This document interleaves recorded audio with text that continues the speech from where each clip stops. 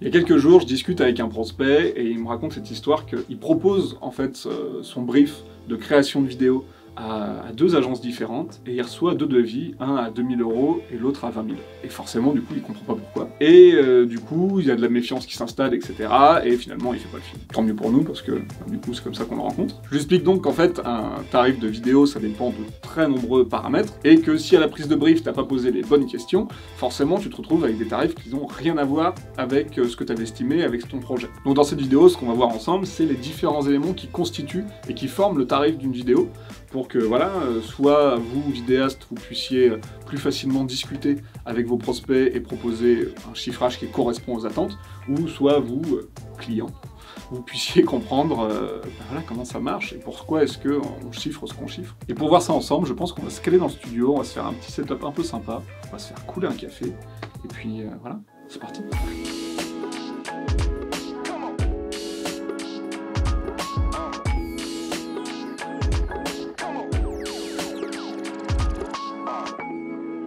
On se retrouve donc au studio, petit café avant de commencer cette vidéo. Et voilà, prendre le plein d'énergie, faire le plein d'énergie, faire prendre le plein d'énergie. Allez, c'est parti.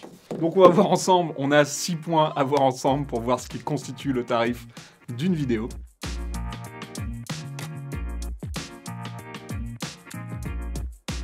On va commencer donc par le premier point. Le premier point, c'est la typologie de la vidéo.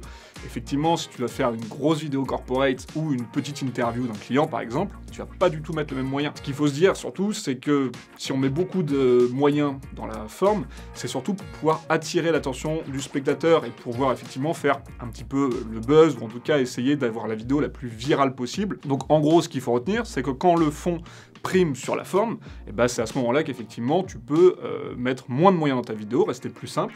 Et par contre, quand la forme est au moins aussi importante que le fond, bah là ouais, effectivement, tu vas devoir augmenter un peu ton budget pour atteindre tes objectifs.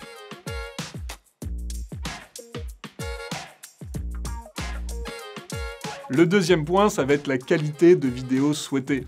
Effectivement, tu vas vouloir faire 2 films sur 2 produits différents, mais en fonction de la typologie de ce produit, par exemple, bah, tu vas pas mettre du tout les mêmes moyens. D'un côté, on prend une vidéo sur une machine industrielle, par exemple, et de l'autre, une vidéo pour un parfum de luxe. Forcément, tu vas mettre beaucoup plus de moyens sur le parfum de luxe, alors que ce sont tous les deux des vidéos produits.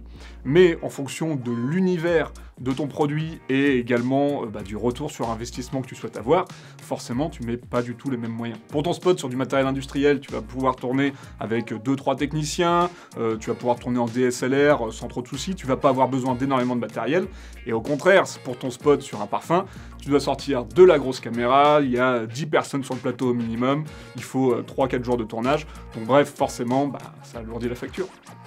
Alors, j'ai bien fait de mettre cette chemise-là, parce que je sue sa mère.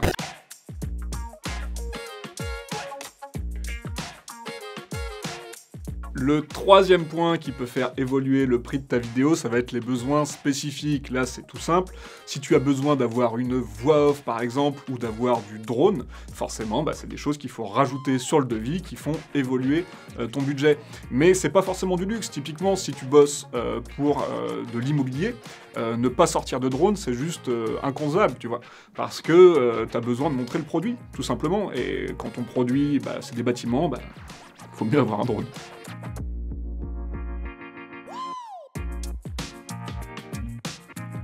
Les conditions de tournage peuvent carrément influer sur le tarif d'une vidéo. Je m'explique, on prend la même vidéo, admettons qu'on fasse une interview chez ton client, pourquoi pas. D'un côté, on fait une interview dans un bureau. Alors là, ça va être très simple, il va falloir juste avoir un réal, à la limite un réal et un assistant sont un petit peu, voilà quoi. Et effectivement, les conditions de tournage sont vraiment très simples, on n'a pas de bruit, il y a de la lumière, etc., etc. Au contraire, si on fait la même interview, mais cette fois-ci on se trouve dans une usine qui fait plein de bruit et avec un éclairage un peu moisi, et là il va falloir avoir un réalisateur, forcément, avoir quelqu'un qui va également s'occuper de la lumière, on va avoir besoin d'un ingé son pour avoir vraiment un son de qualité malgré un environnement sonore complexe. Forcément, plus de moyens humains, plus de budget. Voilà. Facile, non? Le point numéro 5, il est un peu complexe, parce qu'il y a pas mal d'idées reçues. Et on est là aussi un peu pour débunker les idées reçues sur la vidéo. On n'a pas peur, tu vois. Quitte à s'atterrir les foudres Je sais pas trop, je ne sais pas où est-ce que je vais avec cette blague.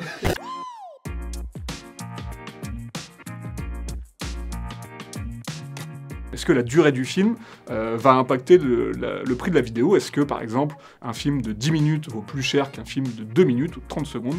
Eh bien, ça dépend. Ça dépend carrément de la typologie du film. Je m'explique. Admettons qu'on fasse une captation de 2 heures d'une conférence, par exemple. Ce qui peut être un peu chiant, mais voilà. Des fois, il faut le faire. Eh ben, la captation de 2 heures, en fait, d'une conférence, au final, ça coûte pas très cher. On va se retrouver généralement sous la barre des 3000 €, alors que ça dure 2 heures quand même, si tu veux. Ça peut être assez long. C'est long, 2 heures de captation. On se fait chier en plus, putain. C'est pour ça, moi, je fais plus du tout de captation. Ah non, non, c'est mort. C'est long. C'est long et c'est pas intéressant la plupart du temps. Je suis désolé si j'ai des clients qui me font faire des captations, qui regardent cette vidéo, mais les captations, on pourrait tellement être remplacé par des robots. D'ailleurs, on est en train d'être remplacé par des robots là-dessus, et c'est très bien. Elon Musk, si tu m'entends, pense à faire des robots cadreurs, s'il te plaît. Donc, qu'est-ce que je disais? Donc, une captation de 2 heures, par exemple, ça coûte pas si cher que ça, entre guillemets, par rapport à un spot de 30 secondes sur, je reprends mon exemple du parfum de tout à l'heure, un spot de 30 secondes, au contraire, ça peut coûter plusieurs dizaines, voire des centaines de milliers d'euros si tu passes à la télévision française. Et pourtant, d'un côté on a 30 secondes, de l'autre côté on a 2 heures.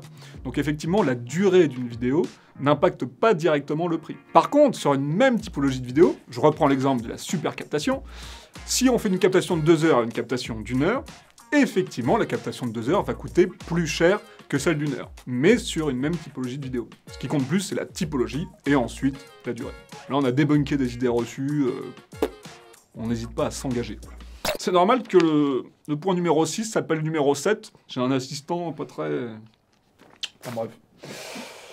T'es viré.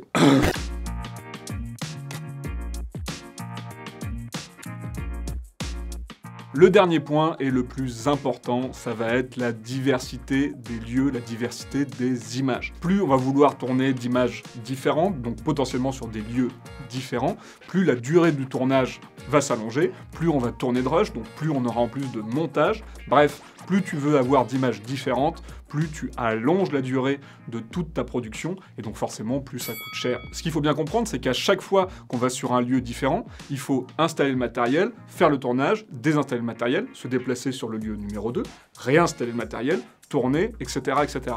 En fait, on se rend pas compte, mais au final, on met plus de temps à pas tourner qu'à tourner, en vérité. Tout ça mis bout à bout, bah, ça commence à faire un peu de budget, quoi.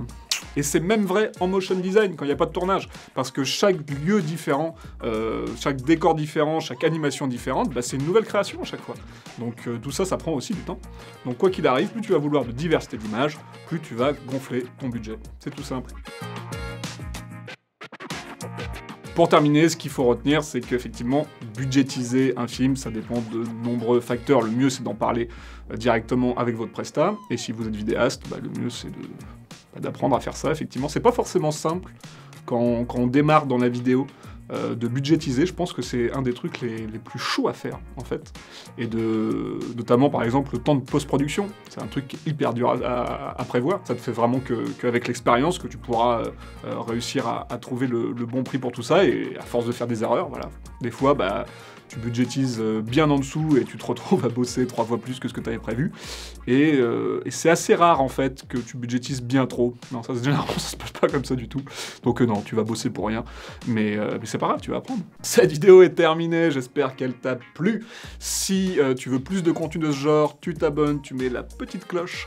Et voilà, tu peux me donner ton avis en commentaire aussi, ça m'intéresserait beaucoup de savoir ce que tu penses de tout ça, tes questions aussi. N'hésitez pas à me poser vos petites questions, carrément. Si vous me dites, ah là, j'ai un projet comme ci, comme ça, combien je chiffre, j'y répondrai avec plaisir, évidemment. On se retrouve très vite pour de prochaines vidéos, et puis d'ici là, restez authentiques. Ça, on a arrêté dans les années 90 de le faire, à peu près.